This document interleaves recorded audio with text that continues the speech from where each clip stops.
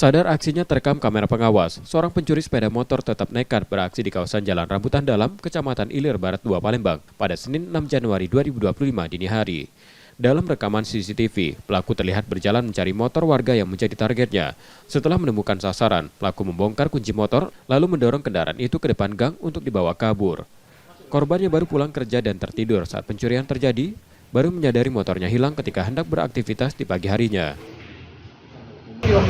Uang dua pelaku. Jam berapa itu sekitar? Ini jam 3.38 Subuh. Yang itu. yang barang ini sudah bawa motor. Dalam bak motor ya. Ditonton dulu, jadi hidup. Oh, ditonton dulu ya. Kan di ekor motor.